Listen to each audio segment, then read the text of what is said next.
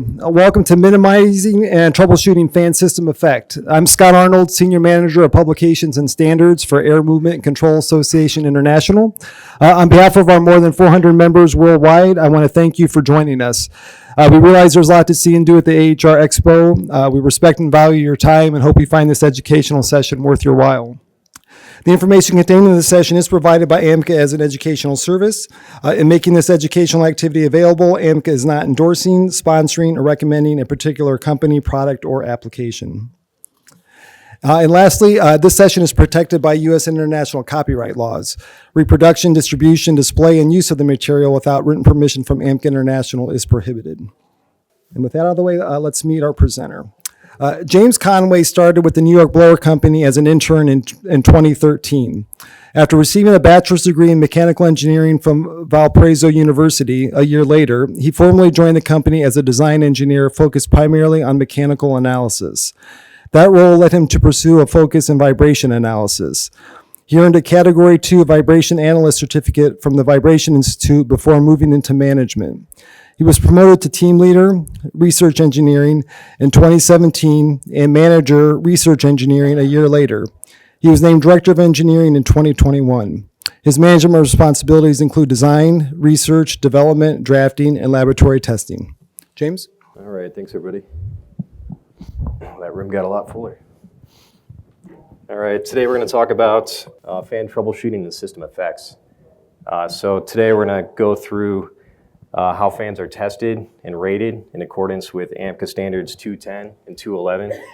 We're going to look through different duct configurations on the fan outlet, inlet, elbows, corkscrews, different aspect ratio inlet boxes.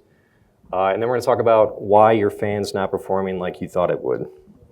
All right, so it all kind of starts in the laboratory. This is our AMCA accredited lab. The image here is a setup of a figure 12 setup. So our fan will exhaust into a chamber. Back behind it, you can kind of sort of see it back here. This is a figure 15 chamber. So this actually draws air through the chamber and then it'll exhaust in the room. So both results are adequate. Sometimes you might not be able to mount a fan on a figure 12 chamber due to the outlet discharge. So you'll set it up on the figure 15. But like I said, they're both adequate. So here we have the figure 12. Now we show an open inlet, free of obstruction, straight run of duct. So this is typically 2 to 3 duct diameters in length. And that's done to develop a full velocity profile. We don't want to have turbulence going into the chamber. So this is how we test fans. So now we got to talk about how we record and measure power.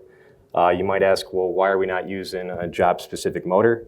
In order to do so, that would have to be calibrated for that specific load to get accurate results.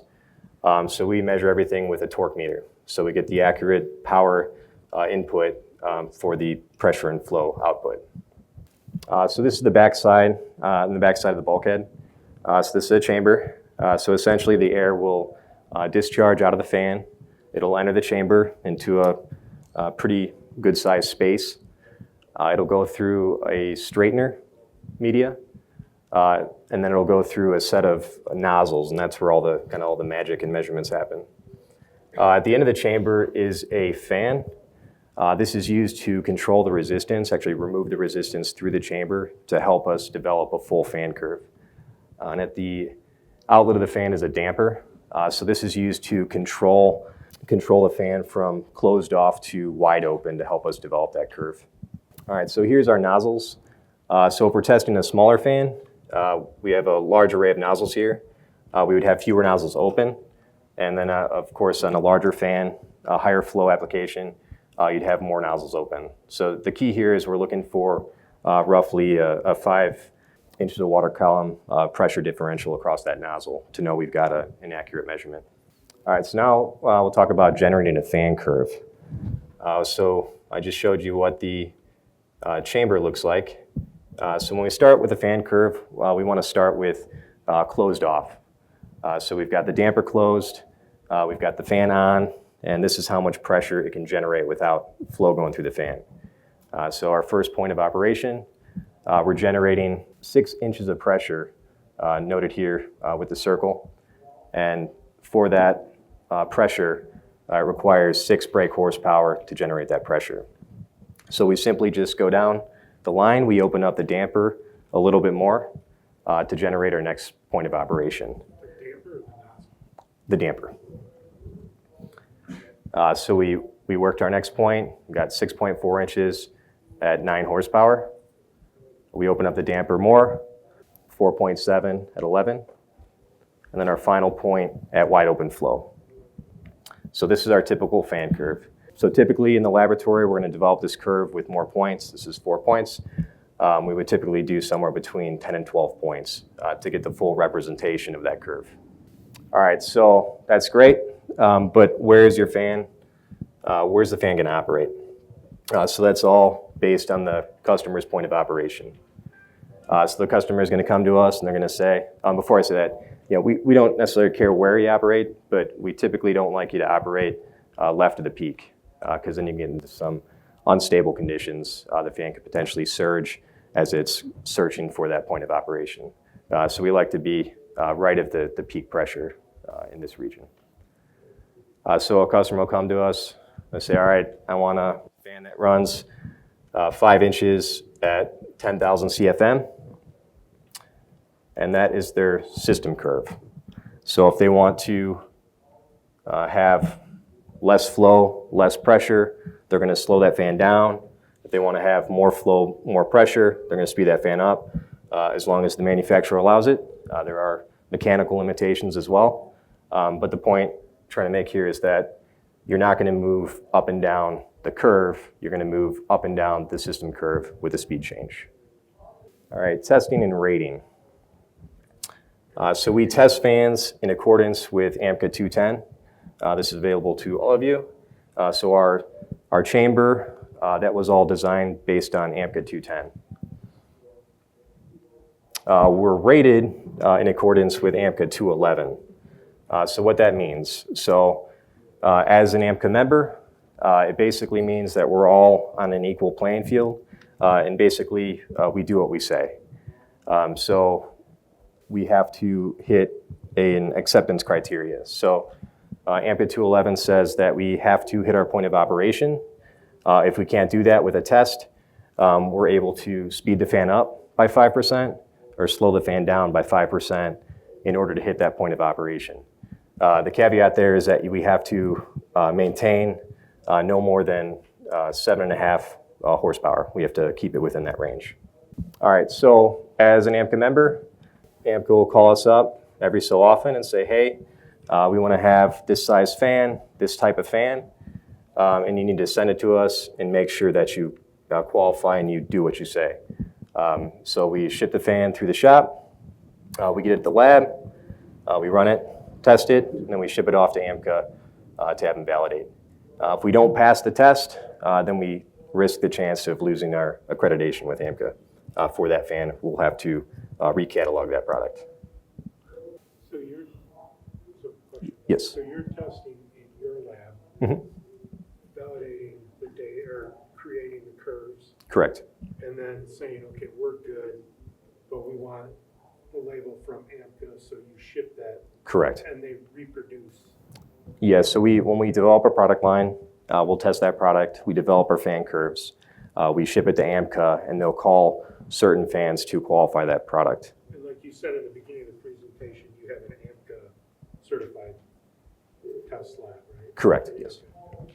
Yeah, so another thing to point out, so our laboratory is validated every so often. I believe it's every 10 years. Oh, 3-year check, okay. So they'll come out and we'll validate make sure we're.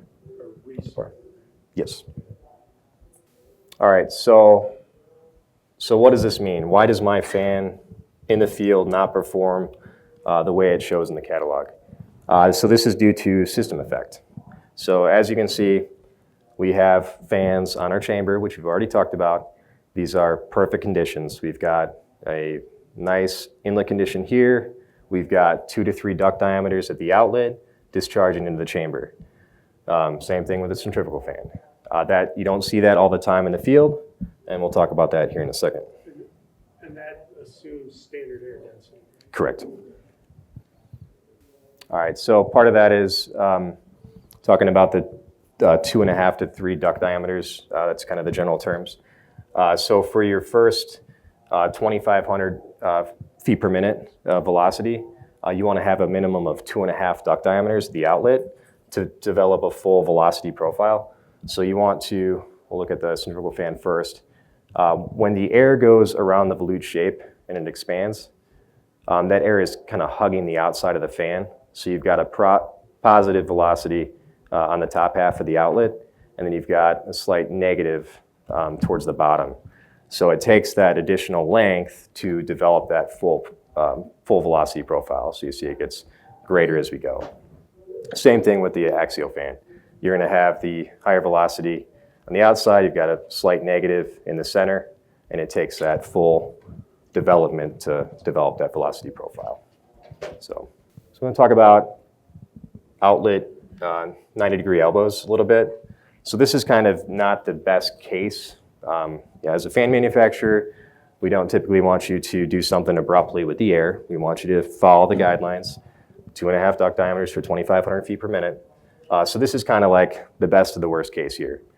So looking at position A versus position C, we've got the air coming out of the fan, so it's hugging the outside. It's going to go into the position A elbow, and it's going to kind of follow that around. So it's a better case than your position C, whereas your position C, it's going to go into the 90, kind of abruptly hit the wall, and then be forced to turn. So best of the worst, let's go to a position A.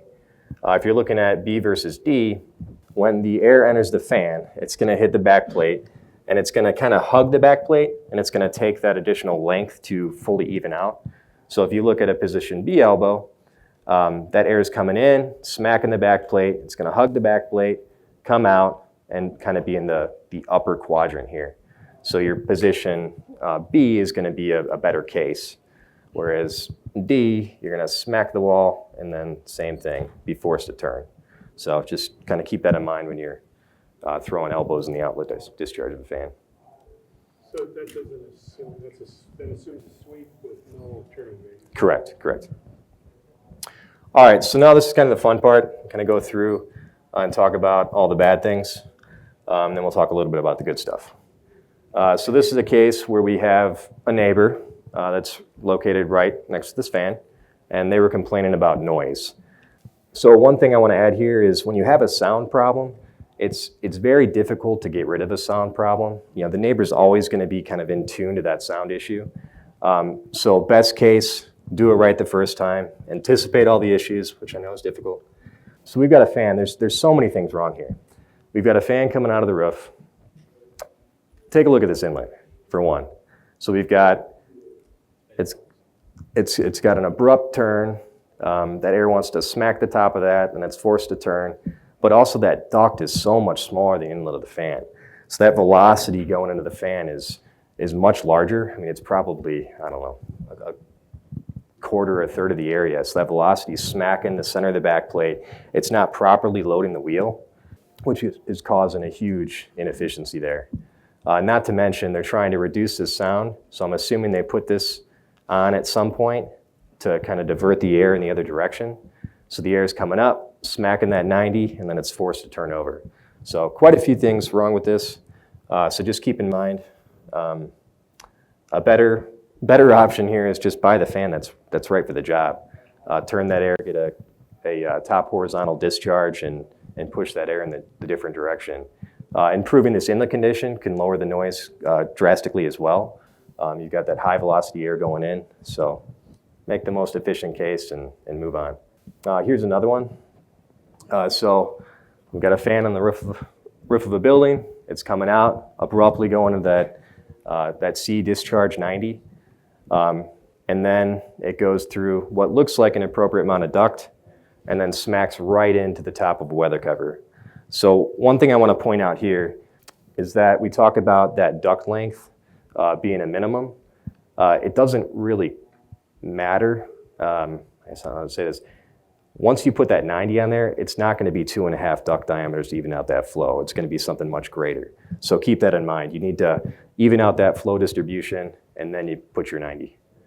So a better option here would be going to an up-blast fan and going to a no-loss rain hood. So a no-loss rain hood, for those that don't know, it would basically be a cylindrical hood that's open on the bottom. So when the rain comes in, it's not going to come in straight down. It's going to come in on an angle. It'll hit that hood and then flow down and escape. So minimal amount of rain in the fan. Here's another one. This one, at least they have the fan in isolation, so we're not going to get that vibration back into the building. However, we have an inlet box here with a very poor aspect ratio. So the aspect ratio is the depth of the box to the width of the box. It's not all about the aspect ratio. It's also about the area ratio as well. So we're not properly loading that wheel. But not to mention we've got isolation, but we're kind of pipe bound here. So we're going to have vibration transmission back into the building regardless. So what do you want that aspect ratio to be? The aspect ratio to be? Typically, well, there's a kind of a balance. It's not always the aspect ratio. It's the aspect ratio as well as the area ratio. So we want to accelerate the air through the box into the fan. We don't want to decelerate the air because you can cause some instabilities. Typically, you know, if you're looking at like a 4-to-1 aspect ratio on, let's say, a center hung wheel, you want to build that box. If it's center hung and you got a bearing in the airstream, you want to build that box as shallow as possible because you also have other mechanical issues. But ideally, somewhere in the 2.5 to 1 ratio, 3 to 1 ratio is a good box. So yeah, so a better option here would be a factory designed box. It's hard to predict how that box is going to react to the fan. So no greater people to go to than just go back to the manufacturer and see if they can guarantee that box for you. And then obviously add a flex connector, something to reduce that transmission. All right, this one is unique. They were having a problem. This is some foul odor coming out of the building here. It's located right next to a clean air return on the building. So they got fancy with it, and I think they had a nice transition there, right? But then they bent it and did a 90. Now there's some sort of obtuse angle there. Another 90, another 90, another 90. So all these losses at the outlet that could have been eliminated by just putting the proper fan on in the first place. So a better solution would be going to the just nice duct to the outlet, venting that straight up, and then putting a no loss rain hood as well. All right, so sometimes you buy a fan at auction. Sometimes you just try and put it in place. And this is a very unique case. So it looks like to me this is some sort of maybe 55-gallon drum modified to work here. Not too sure, but possibly a very bad case. For this one, obviously, let's put the right fan on there. Let's discharge the fan straight into that hopper and move on. All right, so not everything's a system effect problem. Sometimes, I threw this in here, sometimes you just have an issue with the fan's not rotating in the right direction. So it's always good to bump the starter, see that it's expanding with the volute. This one, in fact, was going backwards, and the particulate that was going through the airstream was getting stuck in the bottom of the housing. So always keep that in mind. All right, stuck to the bad stuff. Here's a good fan. We've got a fan pulling air from a building. That's going through a properly designed silencer, minimal losses, minimal transmission losses of sound back into the building. There is a very nice design transition. So if you need to reference a transition, you can always follow up with AMCA 210 and a proper amount of duct and a little loss rain stack. So that's what they look like. So this is an ideal situation here.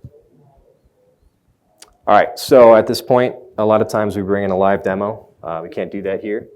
So I've got a series of videos that go through system effects with different appurtenances. So we start out with our fan. We've got an open inlet, ducted outlet, pitot tube right around back, damper to control the flow, and a magnehelix. So it's set up for 1 inch of pressure. So we're going to go through the series of videos. The topics we're going to cover are a 90-degree elbow, corkscrews, what those effects are, inlet boxes. So we're going to go through some varying inlet boxes. These are set at the same aspect ratio, larger aspect ratio compared to a smaller one. Then we're going to do straight runs of ductwork, and then discharge ductwork, as well as discharge elbows. All right, so here is the video.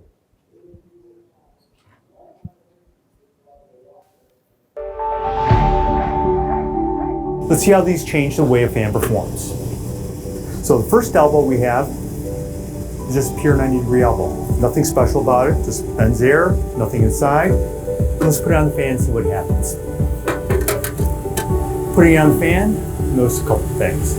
One is performance went down pretty substantially, and you can see that on the meter. Secondly is you can also hear the fan got louder. And what we have to remember is the air has mass. And that mass wants to go in a straight line. So it comes in uniformly, hits the bottom of the ductwork, and moves into the fan. The top portion of the wheel doesn't get any air. All the air is going down to the bottom portion of the wheel. And that's what's causing the turbulence and the additional noise and the loss of performance. Take a little pen, we can actually see what's kind of happening. Again, air enters the fan uniformly, kind of forgive my drawing, did not go to art school. Air comes straight down and then bends over at the bottom. So that's how the air is entering the fan. This area here, little pseudo cloud, there is no air. So again, when we put it on the fan, performance goes down, sound increases, air comes down, hits the bottom, bends 90 degrees over, top portion of the wheel doesn't get any air, it's starved. We can correct that by breaking the section of ductwork into multiple pieces. Here we have a single vane. So the vane cuts the duct in half. Sorry, let's bend it this way. So air for the vane actually kind of bends like this. And now we have a top section of the duct and we have a bottom section of the duct. And that functionally breaking into two, air bends along here. So we can now load the mid top section of the fan wheel. Air comes in here and we load the bottom section of the fan wheel and see how the performance changes. Putting this on the fan, you can see that the performance still went down, but it didn't go down as substantially as what it did with the non-sectioned elbow. Secondly, sound didn't go up as much either. So it went up a little bit, but not nearly as dramatic as it did here. And that's because we don't have as much turbulent flow going into the fan. Thanks, and let's move on to our final thoughts.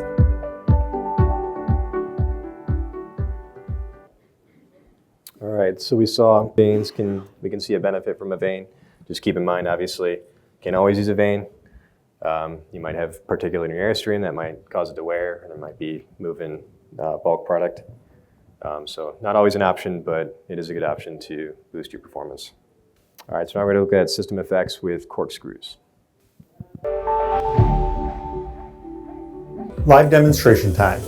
What we have, two 90-degree elbows, just straight 90-degree elbows, nothing inside of them, no turning vanes, no obstructions.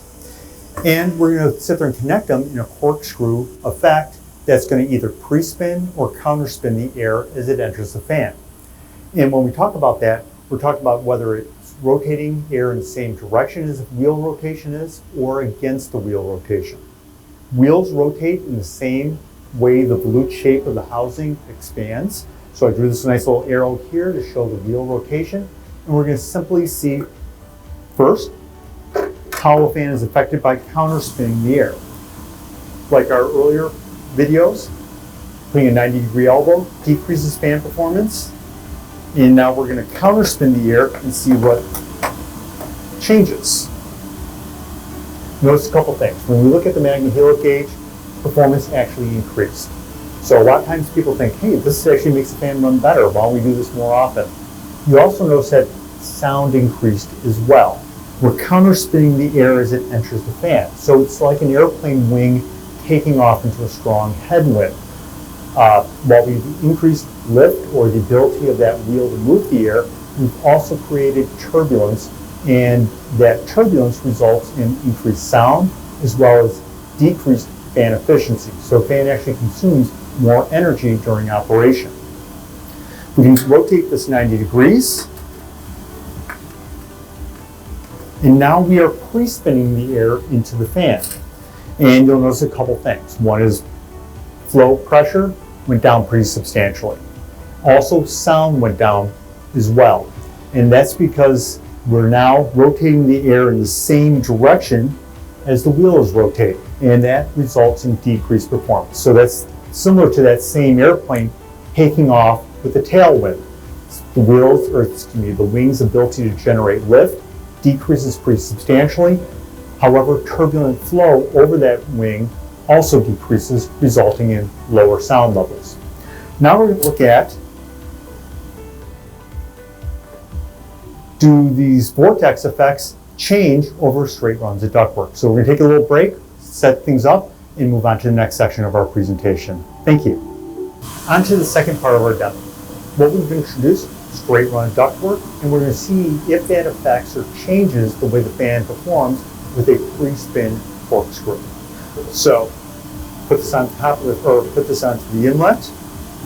Again, this is our 90-degree elbow here, no vanes, just a 90-degree elbow. And we're going to put this second elbow on in the pre-spin configuration.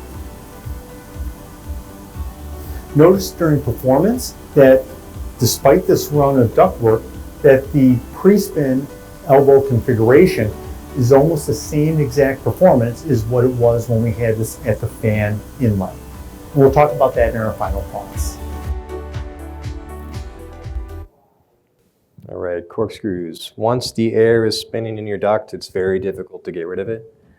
AMCA 210 outlines 2 ways to go about that. We've got an egg crate straightener on the left, as well as a star straightener. This is probably the more popular one. It's a little bit cheaper to build. One thing to point out though is, you really gotta follow the directions here, because we built a few of these, and if you don't follow the guidelines and you reduce the vane count by half, it's not as effective. You're still going to get that swirl going through. That's inside the duct, not on the inlet. Correct, yeah, inside the duct. All right, now we're going to take a look at effects of inlet boxes.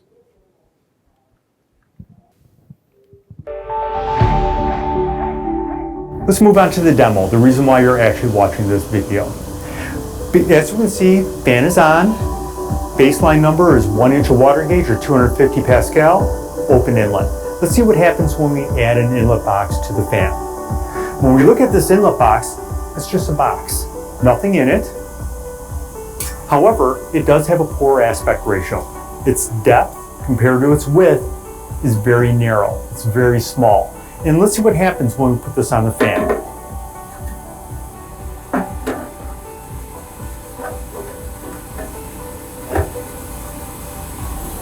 Looking at the magnet-heel gauge, you'll notice a couple things. One is, it's a pretty substantial loss when we put this box onto the fan.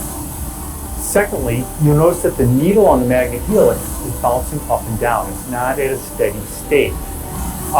That means that we've created turbulent flow with this fan. We've actually pushed this fan into an unstable region on the fan curve. That's going to be a problem if you have an application that requires very steady flow. Like, so for example, if you have a combustion air system, that can cause some pretty big issues with the flame that's being used to heat the process. And then finally, audibly, you notice that there's some droning effects with this, that as that needle goes up and down, the sound of the tone or sound tone of the fan goes up and down as well. It kind of goes, And that's also an indication that the fan is operating in an unstable region. So let's look real quickly as to what's happening. Again, air has mass, so that mass wants to go in a straight line as it comes down, hits the bottom of this duct box, and then bounces back up. And we're only utilizing the bottom portion of this ductwork. Top region never sees any air. Because of the poor aspect ratio, air is very finely funneled in. So it comes back, kind of comes down to here, comes down to here. This section on the sides never sees any air. So basically, even though we have the same area as a larger duct, that functional area is not used. Now let's see what happens when we put a proper duct on there, or a proper inlet box on there. Notice that the aspect ratio has changed. Its width compared to its depth is much more square-like.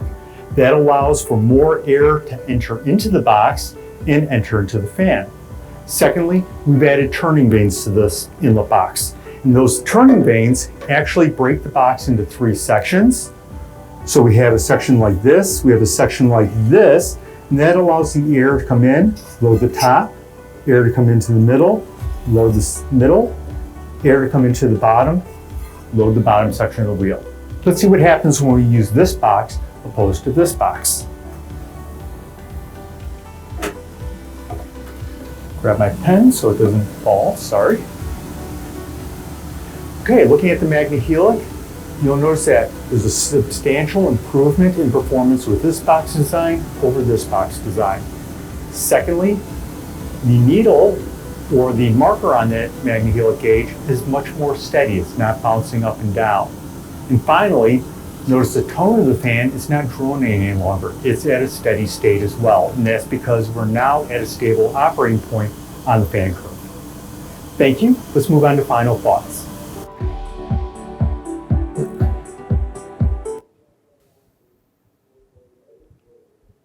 All right, so another option here would be to go to your fan manufacturer and have a box designed where you would have, if you can't do the turning vanes, I can't speak for all manufacturers, but we don't typically put turning vanes in larger fans.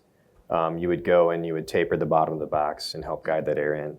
There's also splitter plates that go in the bottom of the box to help guide that air in as well.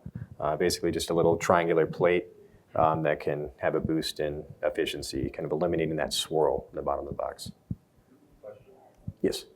So fans is what's making it create a stable condition, which is giving it more airflow so it can go outside of the duct instead of just being in a narrow, like how we were saying it was unstable. Yeah. Yeah, so It's giving it that airflow to where it can be very stable so it won't have to. correct, yeah. Yeah, so going from the narrow aspect ratio, the roughly 4:1, whatever it was, to that larger aspect ratio, it added stability. There's multiple reasons. The short answer is we're better loading the wheel to eliminate that surging. But he noted that we pushed it into a stall region. So we talked about the system curve. So the point of operation that you, Mr. Customer, says this is where we have to operate, that's based on a lot of theoretical calculations. Throwing that box on there is moving that around. So, thank you. I'm sorry, we're going to talk about straight runs of duct. Fans on, generating about 250 pascal or 1 inch of water resistance. That's our baseline number. Let's see what happens when we add this nice straight runner ductwork to the system. See, nothing's inside of it. See what happens.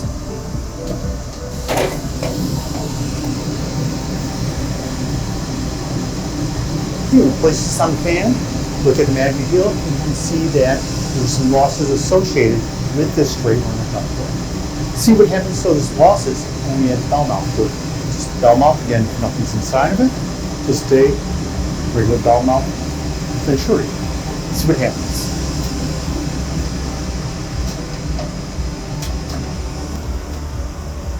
Put this onto the fan, and you can see that the performance has gone back to its original baseline number. A lot of times people think that the losses are associated with pulling air quickly over this galvanized sheet metal. The reality is that most of the losses are associated with pulling air over the sharp edged orifice. And that is eliminated by putting the bell mount on it. So we'll talk a little bit about system design in our final thoughts.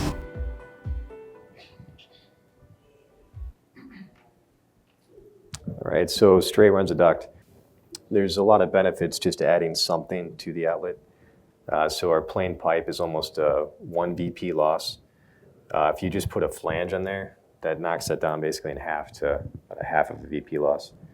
But as you can see with the bell mouth, we almost have no velocity pressure loss there. All right, now we're going to look at discharge ducts.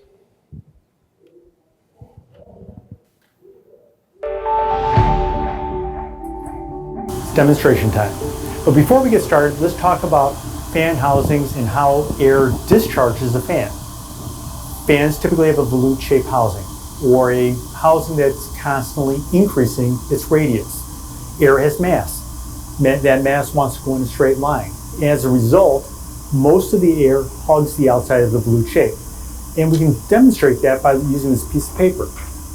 Putting it on the outside of the volute shape, that piece of paper stands up vertically. Put it on the inside of the volute shape, it actually gets sucked into the fan just behind the cutoff sheet. There's a negative pressure region there. To straighten out that velocity profile or get some static pressure regain,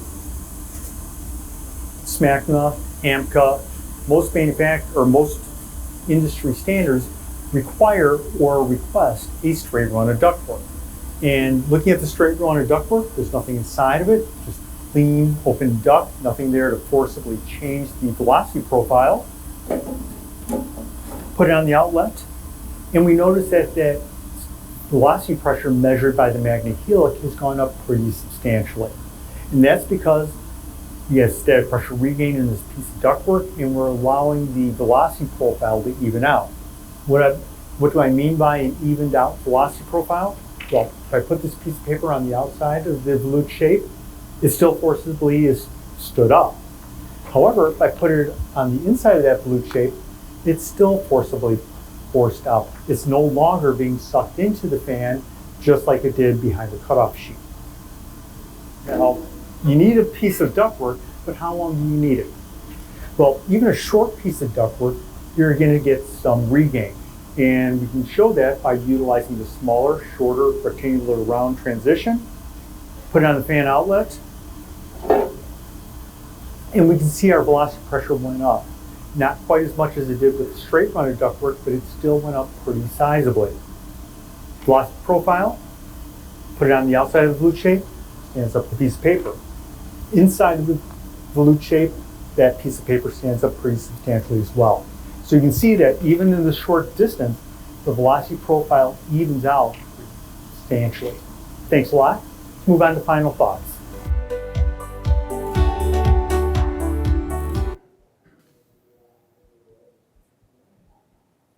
All right, so just to kind of hit this one more time, as we saw in the video, there is much value in adding that proper duct diameter discharge. So we saw that flow even out, but also to note that if you can't get all of it, even some is better than nothing. All right, so this one, we've got a coil here, so just keep in mind that distance, I've seen this in application. If you're too close, you're not going to properly allow all the air to flow over a coil for cooling. So if you're this close, chances are you're going to need something to turn that air and properly hit the coil to properly cool it. So just something I wanted to throw in. All right, now we're going to talk about discharge elbows. Now time for the live demonstration. As we saw in our previous videos, air has mass, and that mass wants to hug the outside volute shape of the fan housing. So if you put a 90-degree elbow on the fan, there's a correct one, which is position A, and there's an incorrect one, which is position B. Position A, that air as it discharges the volute shape, hugs the outside of the 90-degree elbow, and then we put a straight run ductwork afterwards to get our static pressure regain. Very little losses associated with that configuration. Position B elbow breaks the back of the air, creates a lot of turbulence, and that air has to get reaccelerated out, and we have a greater loss with that configuration. Let's see what happens when we actually put this on the fan. So we take that 90-degree elbow, put it on the fan, air hugs the outside of the volute shape, hugs the outside of the elbow. We can put our straight runner duct to get our static pressure regain, and we can see that there's very little losses associated with this configuration. Rotating this 180 degrees. Put it on the fan. Air hugs the outside of the loop shape. Deadheads against here. You get our turbulence. Air has to get reaccelerated out. And you can see on the magnetic field gauge that there's greater losses associated with this configuration versus the other configuration. On the final thoughts.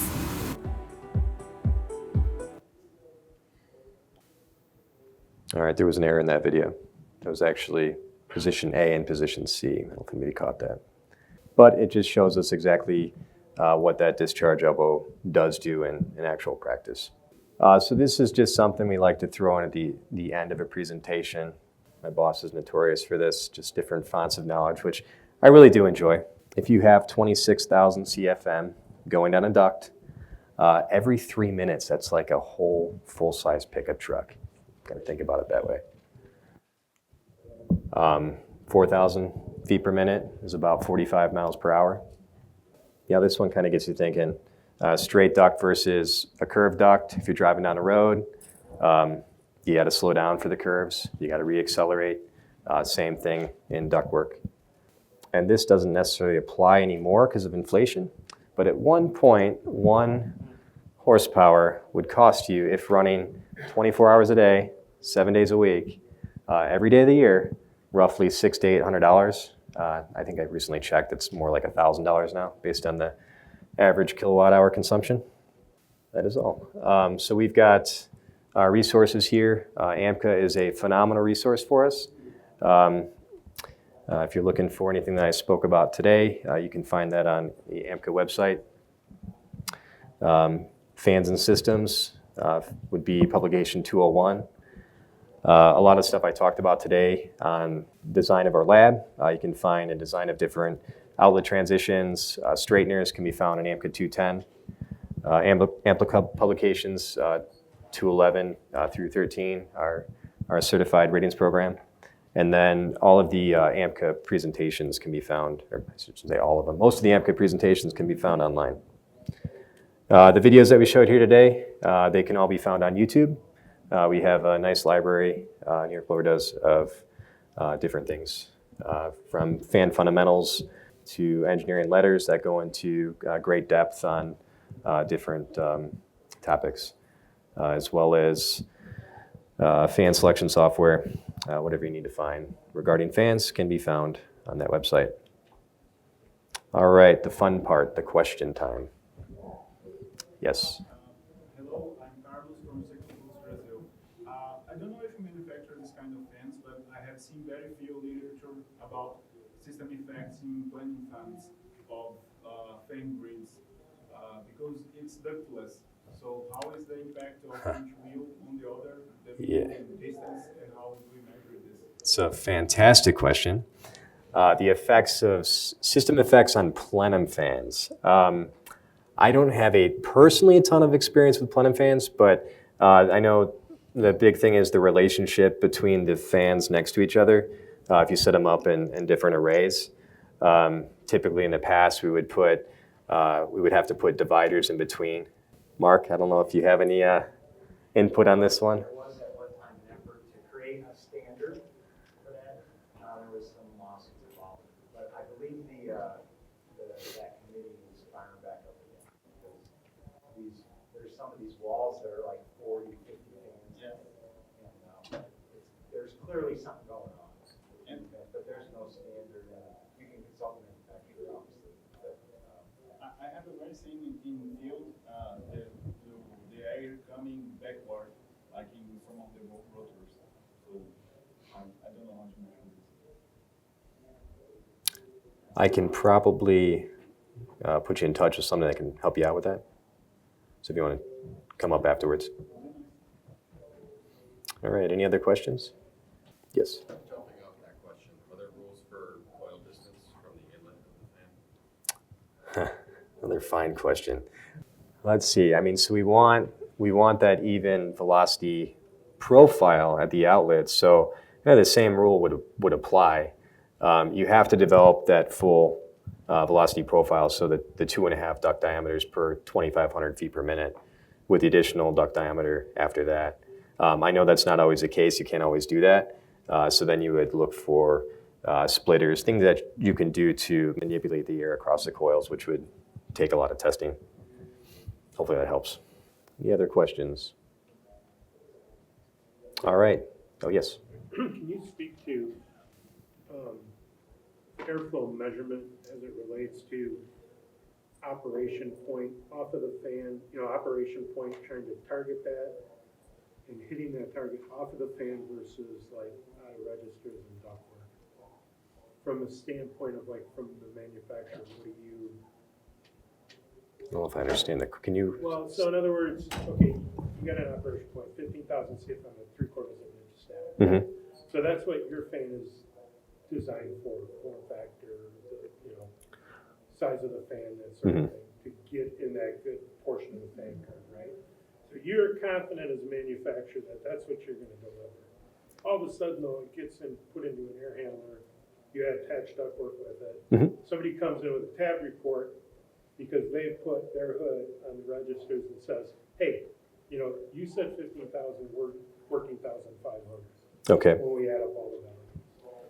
So can you speak to that as far as like how to answer that question or how to push back on that? That's a tough one. Let's see. I mean, we kind of get this a lot, right?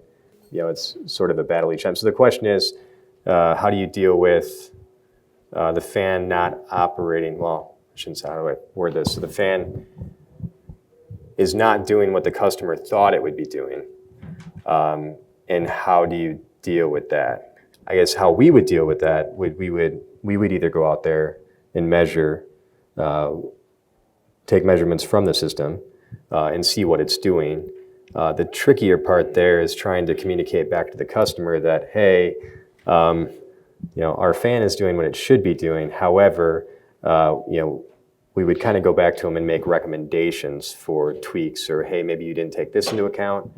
That's typically how we approach that. Yeah, because you got to assume some variability in the speed of the fan, that's built into the fan, right? Correct. So, whether adjusting the shifts or increasing the beat. Mm-hmm. Absolutely. Any other questions? All right. Thank you, everybody.